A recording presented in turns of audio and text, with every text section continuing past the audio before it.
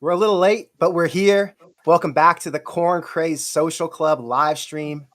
Last week, we had a great call-in show with John Johnston, and we got to talk about some of the things going into the Oklahoma game, and obviously, things didn't go as well as we hoped. So now I decided to go and get a guest who can identify what some of the issues are and give us an idea of how these things can be fixed, because at this point, me, DENNON, and I think all of you are starting to lose a little bit of hope. So introducing my guest today, we've got Zach Smith, who's the former Ohio State wide receivers coach. He's also a coach under Urban Meyer. So we've got some Urban Meyer questions for him, and he's going to be able to provide some good clarity for that. He also has a podcast called Menace to Sports, where he gives his take on everything college football. He also talks about some other sports, but he has a really good idea of what's happening with the landscape because of his background coming as a coach. So whereas me and the media and fans can't give you the deep dive, this guy can. So if you ever want to get into a podcast that's going to give you a little bit more than just hypotheticals or ideas and opinions, definitely check out Menace to Sports.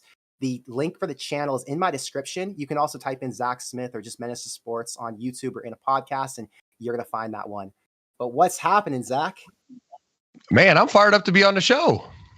There's a lot that's been going on in Nebraska lately, and you've been seeing it. We had Coach JB come on about 2 weeks ago, and man, he lit it up and told us what some of the issues were. Coach JB is obviously a good friend of mine, but you have to understand that there's a chance your YouTube channel might get canceled if he comes on, and now you have me on, so you really better monitor your analytics and make sure you don't get canceled. Well, here's the thing, just so you guys know, JB is completely unfiltered. Zach is unfiltered, but not in a bad way. He's a little bit more sophisticated. He knows how to enter a room and not trigger people. JB just says screw it and doesn't care what anybody thinks. So Zach might offend somebody, but he's definitely a little bit more polished. Anyway, we loved having JB on, so we're happy to have another guy like you on who's raw and unfiltered. Absolutely. Well, I'm excited to talk about it because, I guess I've always kind of been a Nebraska fan. I mean, back to when Scott Frost was playing there, I just respect Nebraska and everything about, how their program became relevant and just everything about it. And then my first night game at Ohio State was Nebraska with Bo Pelini. It was electric, and we ended up winning when one of my players returned a punt for a touchdown, and that was kind of the catalyst that helped us win. And so I've always had a lot of respect for Nebraska, never as high as now because of the efforts they did in the COVID year to push the Big Ten and kind of buck the trend. And I'm a Nebraska fan, and I've talked about Nebraska more this year than I think I ever have. And outside of just Scott Frost getting fired, I don't, for whatever reason, I've taken an interest in Nebraska football. So here we are. This is a good time because there's actually a reason to look into some things, because these last 3 years, it's just felt like it was the same every year. There was never any significant change being made. And I want to know what you think about this just before we even get started. When Scott Frost had opportunities at the end of the season to rework his coaching staff and he didn't, was that, in your opinion, was that a good move to try and stick with what wasn't working and try to repair it? Or do you think normally a coach should go in and make changes and try to find a rhythm that works? Well, hindsight being 2020, which is what we're benefited with now, right? We're benefited with hindsight. He absolutely screwed it up. I mean, couldn't have screwed it up worse. He brought Mark Whipple on, and I think that was an outstanding hire.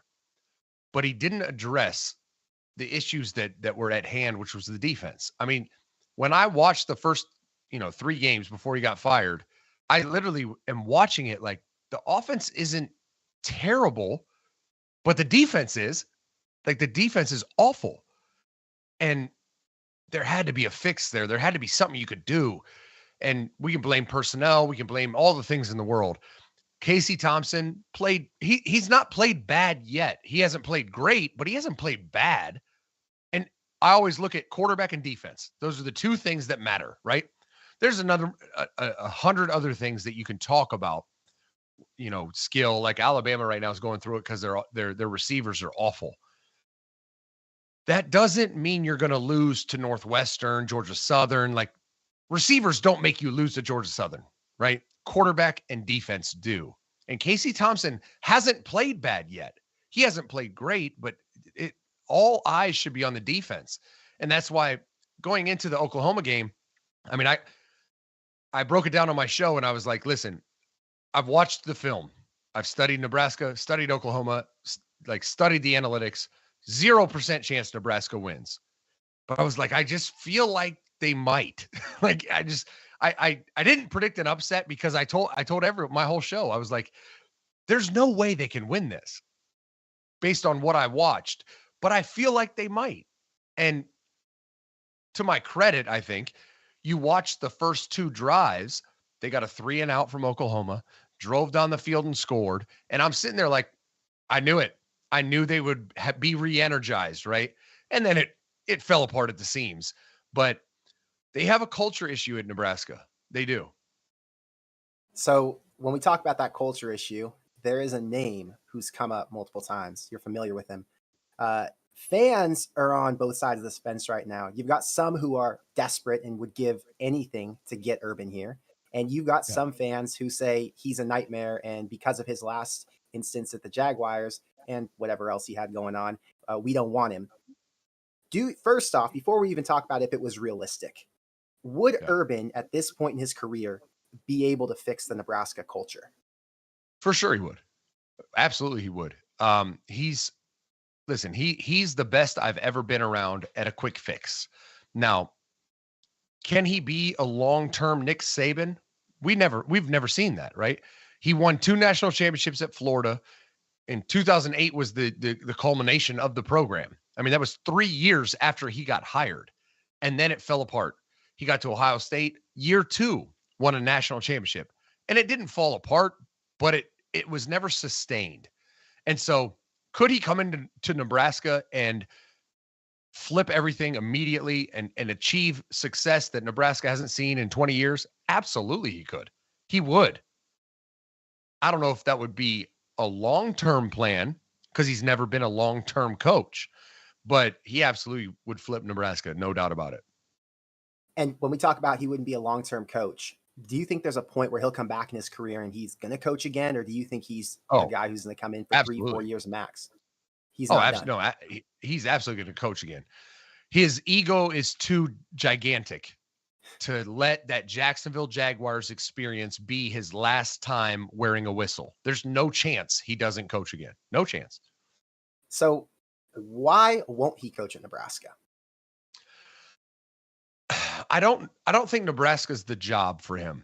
And I think Nebraska is a better job than most people will give it credit for because of the support, because of NIL, because of the transfer portal. I mean, literally, and you know better than I do, but I know it. In the state of Nebraska, what else is there? It is Nebraska football. I mean, that is what the Little League World Series and Nebraska football. Those are the 2 big things in the state of Nebraska. So I think it's way more attractive than sports media entities will give it credit for, because I know the support they can draw. I know the money they can bring in for NIL. I know it is attractive, but it's not the job for Urban Meyer. It's just not. Fair enough. So if it's not for Urban Meyer, we talked about how this job probably ranks a lot better than some other schools out there. And I made a video yesterday where I detailed why Nebraska is a tier 2 program. And my tiers were tier 1, the Blue Bloods plus Clemson, Georgia. And then tier 2 with schools like Wisconsin, Nebraska, Tennessee, Miami, Texas A&M. What do you think Nebraska ranks nationally right now in 2022, if you had to give it in the top 25 somewhere? As far as attractivity as a job? For a head coach to work there. So I really think it's I mean, it might be top 10 and it might be number 10, but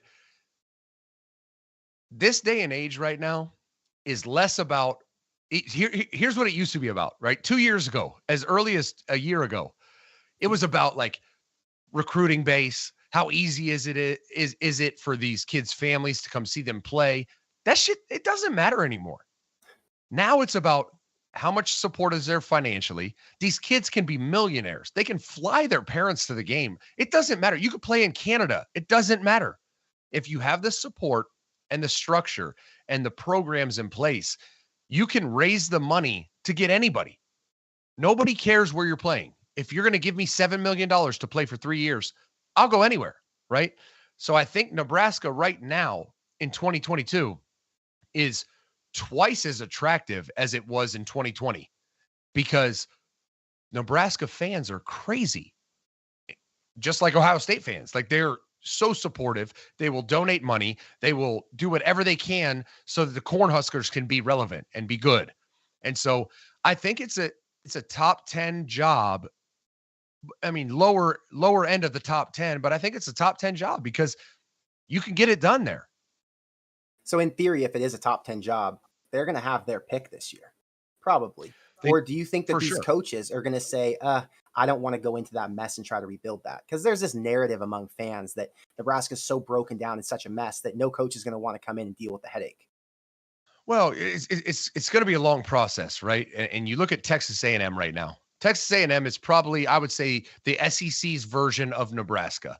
Like, a lot of support, a lot of financial backing, but they were 4-4 in the SEC last year. Like, they were atrocious by any measuring stick. The difference is Texas A&M just signed the number one class in the country, right? They spent the money in NIL. They secured this class, and Texas A&M is stockpiling talent, and that is where Nebraska is a little bit away from where A&M is. That being said, they play in the worst division maybe in Power 5 college football. I mean, the Big Ten West is atrocious. Wisconsin stinks. Iowa stinks. Like, the whole division stinks. And my biggest thing that I'm trying to push and I'm trying to drive this narrative home is the Big Ten just made this ridiculous deal, right? Ridiculous TV deal. USC, UCLA, they're coming to the conference. But if you look at recruiting numbers, like budgets, Wisconsin and Iowa spend 1/10 the amount that Georgia does. And you're like, what are you doing with all this money? Now you're about to get $100 million. Like, are you going to spend it on recruiting? And that's where Nebraska has been okay. They've been decent. I think Bo Pelini really pushed that. But if they could just spend more on recruiting, the NIL collectives, like, go pay a quarterback $7 million. Tennessee did it. Tennessee has the number one quarterback committed. For what? Tennessee's been awful because they gave him a check that he couldn't turn down. That's what Nebraska needs to do. Go out there. Dylan Raiola, he's a 2024 quarterback committed to Ohio State. Go offer him $10 million. Like, break the bank. Because Nebraska football has never been awful. They just have never had a quarterback that's worth a shit. I mean, since I got to Ohio State in 2012, that's been their biggest issue. And that's why when Scott Frost came on, I was on the Scott Frost train. I was like, oh, this guy's a quarterback guy. Like, I remember. He's definitely going to get it done with the quarterback, and he didn't. That's very true. All right, really quick, I've got a super chat from one of my biggest supporters, the Badger. He wanted you to elaborate more on why this isn't the job for Urban specifically. What are the reasons? Well, Urban's a different case. It's not about would he take the job, or Urban is he's an egomaniac, and he's only going to take a job that aligns him to do exactly what he wants to do. And so that job to me is Texas A&M, because Jimbo's going to get fired. It's not going to be this year because his buyout is astronomical, but he's only going to take a job that immediately is a national contender, right? With his influence. And Nebraska's 2 years away minimally from being even possibly being that. Texas A&M could be that tomorrow with the right coach. And, he might not go to Texas A&M, but he's going to be very calculated because in his mind, his legacy is at risk. So he was not going to take a job that could further the public image of what happened in Jacksonville, which is he failed, right? He's a failure. Right. He's never going to do that again.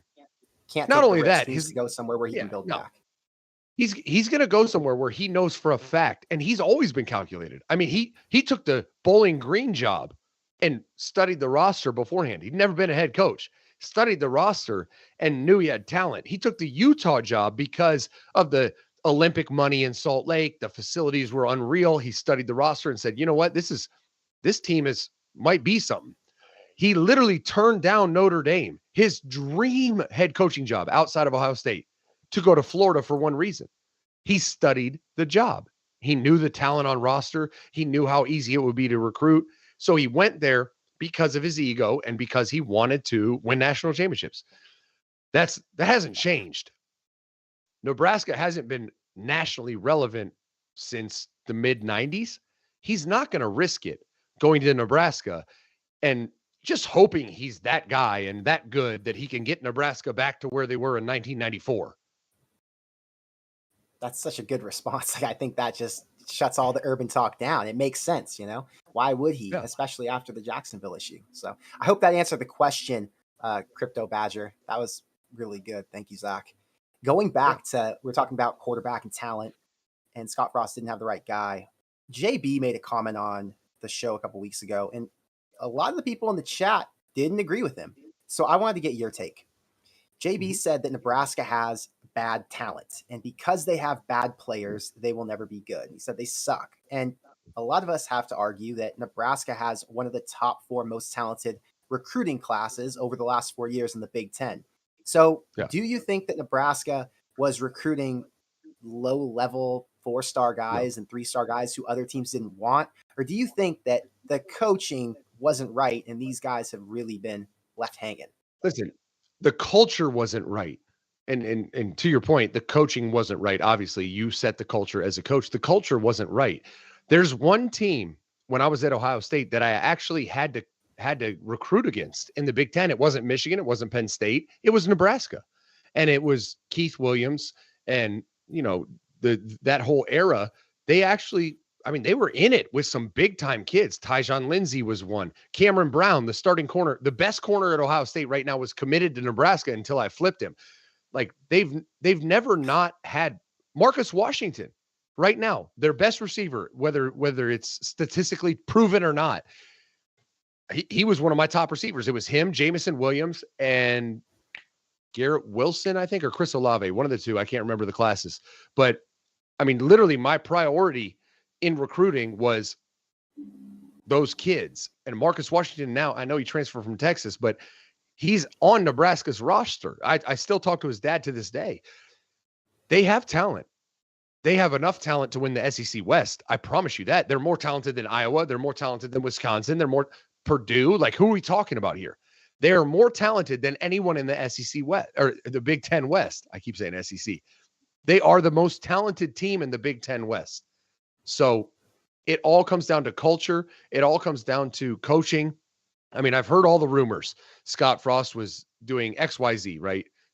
And I'm not even here to talk about them because I don't know that they're true, but there's some wild accusations.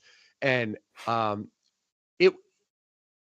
it would only make sense if they were true, because it doesn't make sense why Nebraska hasn't at least been a little more successful. I'm not talking about beat Ohio State. I'm saying you lost to Northwestern, Georgia Southern. Like, that should never happen with the roster that is in. If they had a decent coach, you're saying they would have had 7 wins a year. Easy. I mean, that's basement. Easily 7 wins. So so I think what JB was saying is a little false. I think the Nebraska talent is actually pretty good. And that's one benefit that this next coach is going to have. I not with this roster, because he very well could lose 40% of the starters. Who knows what's going to happen? Right. But at the same level, look at what Mel Tucker did. You don't need to have a talented roster today. Just go kill it in the portal. You can bring a talented roster in day one. That didn't exist when I was coaching. Whoever gets hired at Nebraska, if they do a great job with NIL and the transfer portal, they can flip this in literally 6 months. That was never possible before this year. Now it's possible. Like, that actually can happen. You look at Mel Tucker, and he did it this year, and it hasn't panned out like last year, but they were one of the worst pass defenses in America. He brought in like Alabama's corner. Like, he brought in like 6 DBs that started all over the country at big time programs. He's like, oh, I'm going to fix this. Went to the portal. Like nowadays with NIL and the portal, it's no longer well, give him 3 years for his players to get in there. It's like, no. You can get this done now. Yeah, look at Lincoln Riley over at SC. They are looking like a Absolutely. legitimate playoff contender. Right. And that was one season. Insanity. Okay, I've got another question from the Badger. He said, well said, Zach. He wants Urban, but his second favorite team is Ohio State. And do you think that with NIL, Urban could get who he wanted to make a great team in 2 to 3 years? Yeah, he definitely could. I mean, don't get me wrong. If Urban took the Nebraska job, he would flip it immediately. I just don't think he's going to jump back in the saddle for Nebraska. And it's not no disrespect to Nebraska. I just think he has honestly too big of an ego to take the Nebraska job. On top of that, Shelly Meyer ain't moving to Lincoln, Nebraska. It's just not happening. Like, she was furious that they moved to Columbus, Ohio for the Ohio State job, which is the top 3 job in the world. Furious because she wanted to live in Florida or California. Like, she's very, and they live in Tampa right now. Like, it would take an unbelievable amount of money to get Urban Meyer to come to Nebraska. No, it makes sense.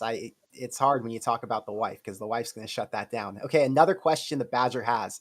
What are the weak spots right now? He thinks it's the offensive and defensive line, and I think that's one thing a lot of Nebraska fans are kind of focused on. The line has been atrocious the last forever. Atrocious. That's definitely where it starts, but it's deeper than that, right? It's not just personnel. It's not just offensive line, defensive line, quarterback play. This is cultural. This is fundamental. All I heard about was how was the hardest training camp. Linemen were puking because it was so hard. And then you watch the Northwestern game and you're like, what? Where are the results behind that hardest training camp? I'm confused. Nebraska's defense has missed 55 tackles. And this is my huge stat. And because I think it's a window into a program. How you tackle is not a talent issue for the most part. It's literally how you're coached. And to miss 55 tackles in 4 games is atrocious. That's not a talent issue. That has nothing to do with offensive line. That has to do with fundamentals and coaching. So this has been a culture and coaching issue, period. Could they have better offensive line play? Absolutely. Could they have better defensive line play? For sure. That's kind of the third issue. It's not the issue. The issue is the culture. Okay, so that brings us to another question. We were talking about the tackling because there was not a tweet. There was a safety named Miles Farmer who came out and said, we have been playing touch football in practice for the last 4 years. Yeah. So why isn't Nebraska tackling in practice? And do you think it's to avoid injuries? Like, what's the justification? And then the second question to that is, how often are schools like Ohio State tackling in practice? What's the standard? You have to tackle every day. And I learned that, I'm a receiver coach. I don't give a shit about tackling, although I coach special teams, so I kind of did. But you have to tackle. I learned this at Ohio State. You have to tackle every day. Like, we weren't a great tackling team, I think, in 2013. And so, like any team, at the end of the year, you evaluate your film, evaluate your issues. And it was made well known staff-wide that we were not a good tackling team. And so we met with NFL coaches. Had people come in and teach tackling. Like, we address the issue, right? That's what you do. If there's an issue, you make a plan, address it, and fix it. And you could fail at doing that, but at least address the issue and fix it. Nebraska didn't even acknowledge the issue. And I didn't know that, and it makes perfect sense. If they weren't tackling every day in practice, that's why they've missed 55 tackles in 4 games. Like, there's only one way to tackle. And I'm talking as low as my son plays 7th grade football, and they never tackle, and they're awful. They're awful. The whole team's awful. And I've told the coach maybe 100 times, you have to tackle and block every day. If you don't, you're behind, and you're not going to be good at it. And don't ask questions like, why? Why do we stink at that? It's like, because you don't work on it. It's not rocket science. You have to tackle every day. is there any chance that now we've got Scott Frost out, the defensive coordinator got fired, you've got Mickey Joseph and Bill Busch in charge, and I think they understand how important tackling is. Do you think Nebraska can improve at all over this bye week in the course of the season, or is it a lost cause? It's too late, and this team's going to really struggle now. It's not a lost cause, and I know Bill Busch very well. He was an analyst at Ohio State when I was there, and he's an outstanding football coach. It's definitely not a lost cause. I mean, you saw it when Mickey Joseph took over. The first thing he said was what you said. He said, "All right, we're not going to do this two-hand touch shit anymore. We're gonna actually practice." And when he said it, I was like, "Whoa!" I mean, you talk about a coach that had an issue with something that was going on, and immediately he gets the reins, and that's the first thing he calls out. You're sitting there like, man, I can't believe that was an issue, right? So it absolutely can get better. I don't know how much better because it's tough. You look at Luke Fickell's year in 2011, and Luke Fickell's one of the best coaches I've been around. But if you didn't know who he was and his successes at Cincinnati, and you only judged him based off of his 1 year at Ohio State, you would say he's an awful coach, because it's really hard for an interim coach to do a great job, because everyone on staff is looking around like, man, I better figure out where I'm going next year. So they're checked out. It's a tough job. It's a tough situation, and they absolutely can turn it around, but it's gonna be tough. Okay, well, that takes us to the next question about the interim coach. Mickey Joseph Yeah. is a fan favorite. People love him. Mickey Joseph obviously had success before he came to Nebraska. I'd argue he's one of the best receiver coaches in the country based off results in the past few years. So, what do you think Mickey Joseph's chances are at getting this job? And actually, let me phrase this differently, because I talked about this in my last video. Being the head coach at a school like Nebraska is like being the CEO of $100+ million company. And Absolutely my it is. guess is that it's not just what you can do on the field. It's a lot about what you understand from running that business. You got to take care of everything. You got to recruit. You got to oversee your Yeah. staff. You got to oversee all 100 players. So if you don't have a lot of experience with that, I think that puts Mickey Joseph and guys like that at a serious disadvantage. Do you think Yeah. there's a chance Mickey Joseph is ready to take on a job this big? Or do you think Nebraska's got to roll with someone who's got a little bit more experience and potentially keep him on under a new head coach to some other Well, capacity? there's two schools of thought. If you pay attention to the national landscape and how this stuff goes down, right? There's two different, fictitious scenarios. And one is you pay $10 million and get a big name, right? Lincoln Riley, Brian Kelly, like whatever, name a name. You pay an unbelievable amount of money and you get that big name. The other one is you hire an absolute unknown. Marcus Freeman, Notre Dame, Ryan Day, Ohio State, Lincoln Riley, Oklahoma, Dabo Sweeney, Clemson, Kirby Smart, Georgia. Like, those guys had never been a head coach ever, and they took over monstrous programs. So those are the two schools of thought. And it's really going to come down to what the Nebraska AD thinks about Mickey Joseph. Like, is he that dynamic, polarizing head coach? And if he's not, then scrap him and figure out, can you lure a big name with massive amounts of money, or are you going to take a shot on an unknown? Because that has been the recipe for success in college football. Like, we can talk about Matt Campbell, we can talk about Luke Fickell, who's not going to take the Nebraska job. You talk about Shelly Meyer. Luke's wife will never move to Lincoln, Nebraska, ever. But Well, really quick, you can talk pause on about these that. guys. Yeah. Why not Luke Fickell? Is there a quick answer on that? His wife's never leaving Ohio, ever. Okay. So he wants Like, to he be has an 6 Ohio coach. Absolutely. And if he did leave Ohio, it would have to be Notre Dame, Penn State, like somewhere really close. Got it. Really close. So he's not, it's just not happening. Fair. Okay. Sorry, I just wanted to get the idea of why not, but okay, Yeah. continue. But just to the point, like, is Jim Leonard the future Lincoln Riley? That's what Nebraska has to decide. That's what their administration has to decide, because we've seen countless examples of coordinators that aren't equipped to be a head coach, because the biggest problem in hiring a head coach is these ADs don't know what that takes to be a great head coach. Because you can call a defense or call defensive plays, that has no relevance to how you are, as you said, as a CEO of a multi-million-dollar organization. It really comes down to recruiting and management. And I've said forever, I mean, back when I was coaching, if an AD was smart, they would just go hire one of the best recruiters in the world that they thought could be a CEO also. I don't care if you've called plays. I don't care if you've developed NFL players. Can you recruit? And are you dynamic and have that aura about you that I feel like you can run a multi-million-dollar organization? Because that's what matters. So, okay, I'm trying to think of my next question here and phrase it the right way.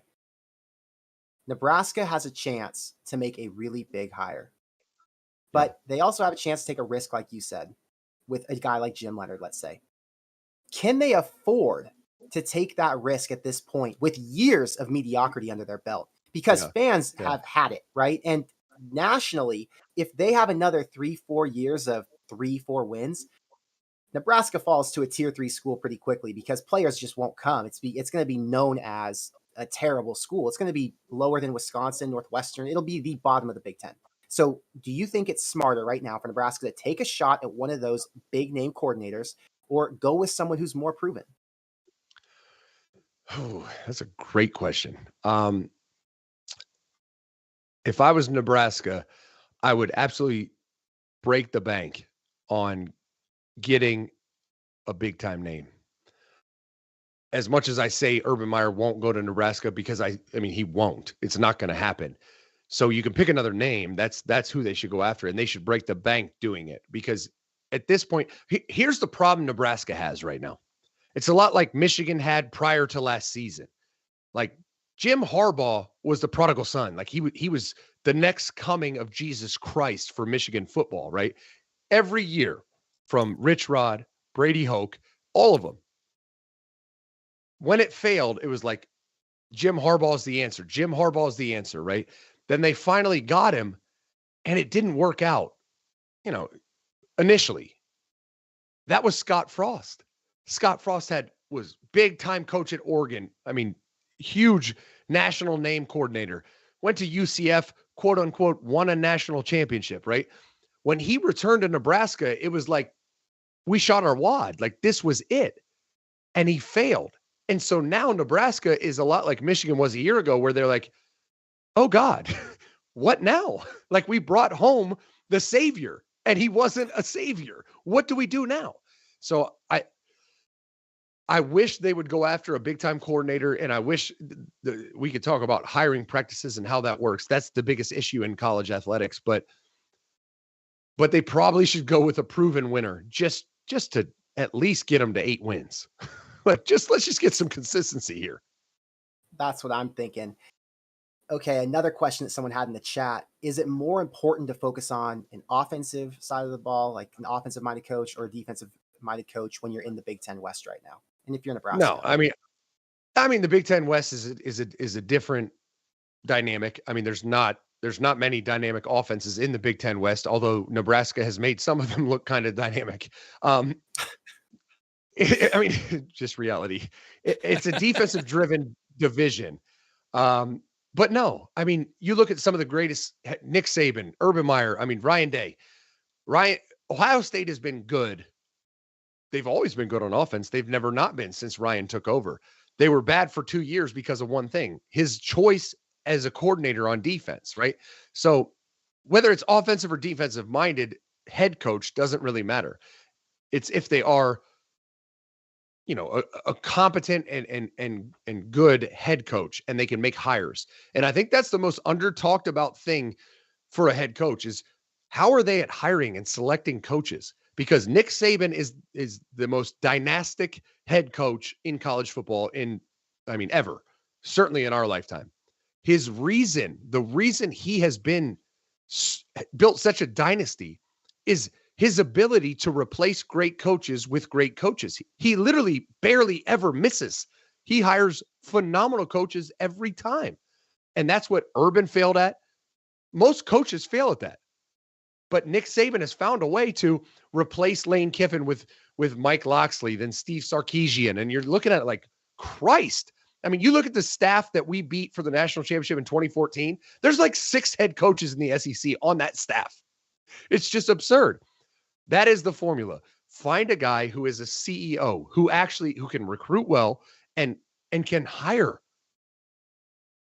So, what are the pros and cons to getting a guy like that? You've got of Nebraska. You've got some of the cons you mentioned, like for certain people, they might not want to live in Lincoln. Some of the pros, obviously, you said they've got a ton of money. What are some other things you think are going to lure somebody in? Yeah, I mean, the biggest drawback to Nebraska back, prior to a year ago was the fact that it's hard to get talent there. I mean, it's hard to recruit kids. Like Nebraska, how many high school players from the state of Nebraska can play at Alabama? Never mind Nebraska. I know Nebraska's going to take some, but how many can play at Alabama? Because guess Yeah, what? The there's one state a of Florida, year. maybe one a year. The state of Florida, state of Texas, state of California. I mean, even some of the lower tier schools like Ohio or New Jersey, like there's five. Nebraska has, I would argue, none to maybe one. So your recruiting base is hard already. It's hard. It's not easy to get to Nebraska.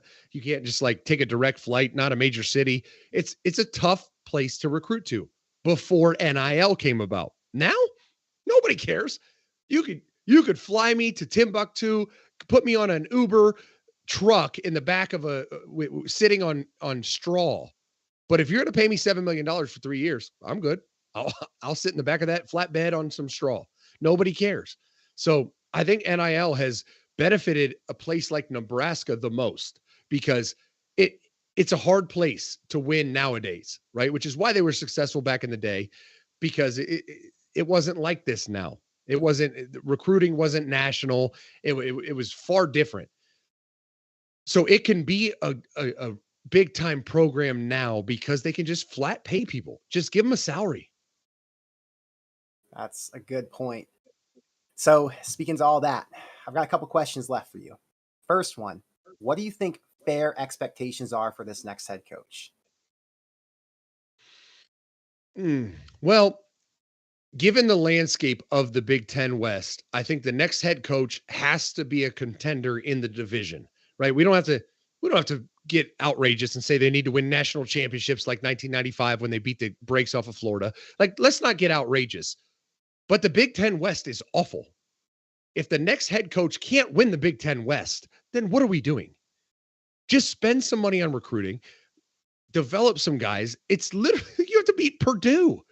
That is I'm not saying go beat Ohio State. That's a different beast, a different animal, but win the Big Ten West.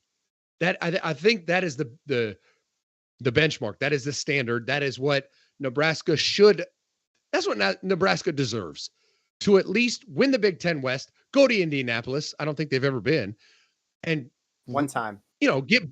Get boat raced by Ohio State. That's fine, right? That's the next level. We'll worry about that once we get there. But I think that should be the standard. There's no reason Nebraska doesn't run the Big Ten West. No reason. Like, think about it. I mean, think about it. I think too. The Big Ten West is terrible.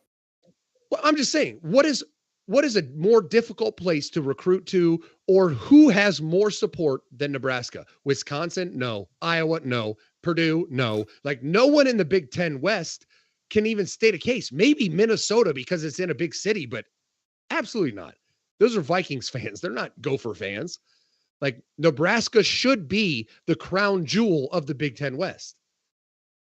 Yeah, that's what we thought it was going to be with Scott Frost. Well, that's what I thought it was going to be. I predicted so high for him. Yeah, I mean, I predicted Nebraska to win the Big Ten West this year. So, I mean, it's unfortunate how bad Scott Frost was, and if some of the stories are true, man, just a do you think it's more important to develop in-state and local talent that you can get Midwest guys, or is it more important to spend the money on big name recruits? How do you win in 2022? You just have to get the best players. I don't care where they're from. Flat out. I mean, you just get the best players. That's it. And they were doing that to an extent. And I could go into it forever. The stuff they had going on with Adidas, the grassroots movement, illegal as shit. I mean, what Nebraska was doing and Keith Williams was doing, but they brought in talent. I mean, Nebraska was in the conversation with several recruits that we were recruiting at Ohio State. That should never be the case. Like Nebraska's not there yet to compete with Ohio State in recruiting, but they were because they were doing some shady shit, but whatever.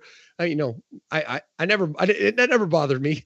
Adidas was driving people to Adidas schools, and it was really good, but they just got to get the best players. That's it. And number one is they have to get a quarterback. I feel like the 18 Martinez's that they've had that have been just below average quarterbacks, like this year was the year. I was like, Casey Thompson, it's not a Martinez. Like things are going to turn up, and it's defense, fundamentals, and quarterback play. I like it. This is awesome insight. And for my final question, I want to know who you think are some coaches Nebraska should be looking at. Who's a realistic option? Because there are so Yeah. many names flying around. You've got Bill O'Brien, who it kind of average to me. He's not even doing that well at Bama. You've got Dave Aranda, who people are saying is a lock to be Nebraska's next coach, which I think is kind of a joke. Nothing's a lock yet. And then you've got a guy like Matt Campbell, and people are super high on Matt Campbell. And then there's other Nebraska fans who feel like it'd be underwhelming. But what are your thoughts on some of the names that are out there? Yeah, if they hire Bill O'Brien, I'm out. Like I told you, I love Nebraska, and I actually like want to be a fan so bad, and I want Nebraska to do well. And I can't say that about a lot of schools, but Nebraska's one. And if they hire Bill O'Brien, I officially retract that statement, because what I broke down I broke down Bama's game against Texas and what he's doing offensively, and I went against him at Penn State. It's just not it. It's going to be a lot of the same. It's going to be Mike Riley, Scott Frost. It's going to be the same shit. Like just average. Damn it, we missed again. Let's try to find a coach. It's going to be the same. So if it's Bill O'Brien, I officially am out. I'm off the Nebraska train. That being said, we knocked that one off. Yeah, that one's out for me. I think that Matt Campbell would be a good hire. I think he would be a really good head coach. I actually think he would fit incredibly well. Dave Aranda would be the absolute home run. I don't know why, and I've heard that before, and I've talked about it on my show. I don't know why Dave Aranda would leave Baylor for Nebraska unless he just knew that Nebraska had this potential that we all know. Everyone knows Nebraska has potential because of the fan base, because of the financial backing, because NIL and the transfer portal are a thing. If Dave Aranda would do that, that is the number one person I would try to hire. That being said, outside of that, it's a lot of unknown. Like, are you going to go get a Brent Venables type of guy where it's like, I have no idea how this guy is as a head coach. Let's just risk it all. It's tough. It's tough. So if they can break the bank and get Dave Aranda, that's absolutely who I'm getting. Is Dave Aranda a guy who would go to Nebraska if he was thrown more money than he's getting at Baylor? Do you think he's like loyal to Baylor, or he wouldn't think he could turn it around? What's your take on where he's at? Well, you have to think about this now. What is the future of the Big 12 right now? I mean, they're losing Oklahoma and Texas. Like where is Baylor? Where is the Big 12 in 4 years? So also, you have to think about it. Like I was a football coach for a long time. He would look at this job like the Big 10 West stinks. Like I can not only avoid this absolute train wreck conference that is going to implode and go to a conference that is leveling up, but I'm also going to enter the West, who's awful. Now, don't get me wrong. They'll probably throw USC in there and then it'll be a whole new headache, but still there's at least some stability. Like he's going to go to a conference in a school that, I mean, what is the Big 12? The American Conference? Like, what are they going to be? Yeah, so they are the American Conference because they're taking, I think, 4 American teams, right? Right. So I think there's some value there in the stability of the Big 10. And on top of that, the Big 10 West it's a lot like the ACC. I've talked about the ACC for 2 years. Like, why would you not take a head coaching job in the ACC? Like, literally, if you could just beat Clemson, you can win the conference. We saw it last year. Pitt did it. Pitt was not a good team, but they beat Clemson, and it's like, we're the champions. And you're like, good God, this is awful football. Like, that is the Big 10 West. Just level up a little bit. Be well coached. You'll win the Big 10 West. So another question we've got, a bunch of people are asking, because people are high on Mickey Joseph. What can he do to earn that job? Because they're saying if he wins XYZ games or has this outcome, like we said before, is it about his record this season, or is there more to it and he's got to prove that he can manage the whole operation? Well, you have two sides to this, right? The administration has to believe that he is a dynamic head coach. That's first. And I don't know that. I don't know if you know that, but that's the first thing. They have to have that belief. Like Ryan Day got the Ohio State job because Gene Smith, the AD, believed that he was a Urban Meyer, Nick Saban type of coach. That's the first thing that has to happen. The second thing that has to happen is the boosters have to want him to be the head coach. So he has to give them a reason. And I don't know XYZ, what number of games that is, but nowadays, especially with NIL, and even before that, the boosters matter a lot. They have a lot of pull, a lot of say. And so he has to win the boosters over mainly by what he does on the field. So I don't know what number that is. I don't know who they have to beat. I don't know what they have to do, but he needs to get the boosters to put pressure on the administration that he is the answer, because his biggest hurdle is not only that he has to do something on the field to state that case, but he's also part of the regime that was the problem, right? Eddie Orgeron's Well, of he's only been there for no, 8 I know. months. No, I know, but still, I mean, Eddie Orgeron was a part of the problem until he wasn't, and then he was the head coach, right? It takes a lot for a fired staff interim coach to win over the boosters and get that job permanently. It just takes a lot, and you really have to do something. I mean, Nebraska's got to rattle off X amount of wins, beat somebody they're not supposed to. The team has to improve. Like, there has to be evidence on the field for these boosters to buy in. Yeah, and I want to give you guys my take on this. Mickey has a very steep battle uphill to climb, and even if he does win 5 games miraculously, the odds are very, very slim. Our best hope is that Mickey can stay on the staff to some capacity as a recruiter, as a wide receiver coach, potentially associate head coach again, because he's obviously showing that he's willing to do what it takes to make Nebraska great again. But when you're in a position like Nebraska is with so many losing seasons, you can't take a risk. I mean, I don't even think you can take a risk on a guy who hasn't proven it as a Power 5 head coach, let alone take a risk on a guy who's only been a wide receivers coach. So that's my take on Mickey Joseph. Zach said it great as well. One last question, Zach, before I let you get out of here. What are your thoughts on Lance Leipold at Kansas? Because Kansas just sold out their stadium this week against Duke. They're 3-0. They're a 7-point favorite. I think they're going 4-0 into that Iowa State game. And that might be the battle of 2 coaches who are fighting for that Nebraska job. So I don't know Lance at all. I mean, I know of him, but I know Coach JB is good friends with him. And I'm incredibly impressed with the job he's done at Kansas. And I think that would be a home run hire as well. I should have brought him up earlier. I think there's evidentiary facts there. Like he's shown Kansas, who's awful, always been awful. I mean, going back to Mark Mangino when they shocked the world and actually were decent. They've been awful for 60 years outside of that one time. He's made them at least respectable. And if you can do that at Kansas, he definitely will make Nebraska respectable. And it's similar landscape, similar situation. I mean, not at all. Nebraska is a major level up from Kansas, but as far as recruiting base and all that other stuff, it's a little similar.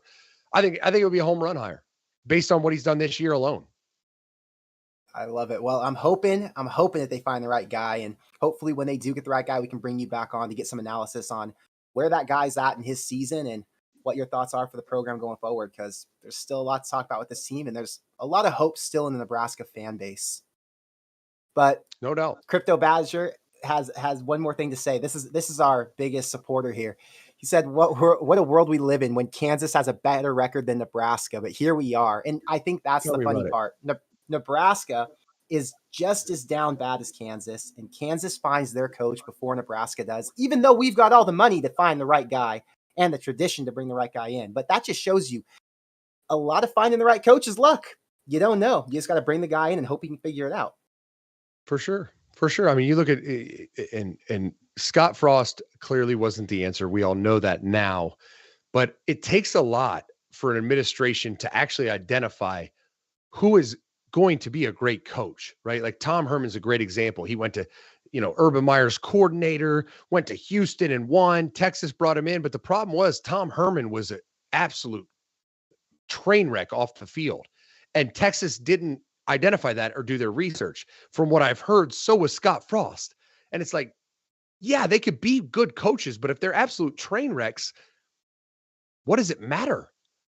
And so that it's a hard industry because there's a lot of ADs that don't understand that making hires. And even worse than that, they're hiring, search firms paying millions of dollars. And this search firm is identifying like sexy names. And that's who you end up with. And you're like, wait, is he a good coach? I don't know. He was a hot name. Like, that's what we got. That's just where it is, man. It's tough. All right. Well, thank you for that question and for the super chat, Badger. Thank you, Bassman, for the $10 super chat. I'm going to let you get out of here, Zach. Thank you, everybody, for being here. Like I said, Zach has his channel on YouTube. He's also on all podcast platforms. So if you just type in Zach Smith or Menace to Sports, you'll be able to find that. He talks about college football every day. So if you go on there, you'll find a ton of content. Ohio State, the Big Ten, the national landscape. And he talks about other sports in there too. He's very knowledgeable, as you've learned on this show. So thank you, Zach, for being here with us. Thank you to everyone else for being here with us. We'll be back next week, and I've got more content coming on about the head coaching search. I will see you guys in this next one. Stay cool. Go Big Red.